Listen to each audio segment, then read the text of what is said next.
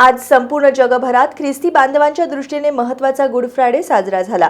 या निमित्तानं S न्यूजनं reverend David Samudre यांच्याकडून या दिवसाचं महत्त्व जाणून घेतलं। आज गुड फ्रायडे आहे।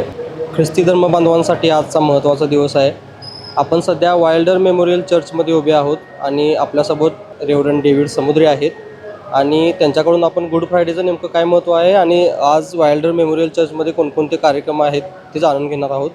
नमस्कार सर, आज गुड फ्रायडे आहे आणि नेमकं गुड फ्रायडेचं काय वेगळेपण आहे? ईस्टर संडे आपण साजरा करतो, ख्रिसमस साजरा करतो, पण गुड फ्रायडेचं एक वेगळेपण काय आहे, आम्हाला काय सांगाल?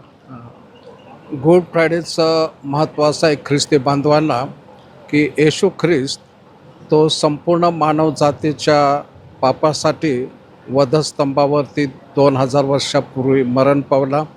त्यानं सर्व मानव जातीचं आपले पाप आपल्यावरती घेतले आणि येशू ख्रिस्त हा वधस्तंभावरती सर्व मानव जातीसाठी तो मरण पावला, त्याला पुरण्यात आलं। परंतु अत्यंत महत्त्वाचा ख्रिस्ती धर्मामध्ये जो विश्वास आहे तो म्हणजे येशू ख्रिस्त मेला परंतु पुन्हा जीवन झाला, त्यालाच आम्ही पुनरुत्थान किंवा ईस्टर असं म्हणतो। येशू ख्रिस्ताने जर बलिदान दिला असेल तर मग त्याला गुड का म्हटलं जातं, याबद्दल काय सांगाल?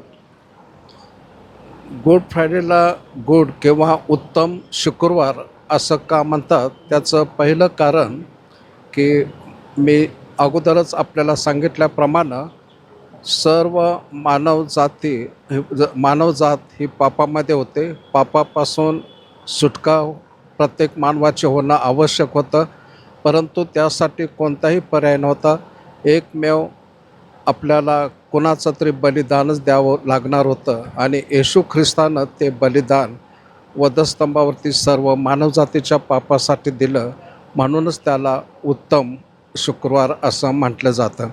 त्याचप्रमाणे येशू ख्रिस्तानं विशेष प्रकारे वधस्तंभावरून केवळ मानवाच्या पापासाठी बलिदान दिलं नाही, परंतु जे त्याने वधस्तंभावर असताना जे उद्गार काढलेत त्यातूनही मानव जातीला विश्वबंधुत्वाचं नातं किंवा प्रीतीबद्दल त्यांनी संदेश दिला।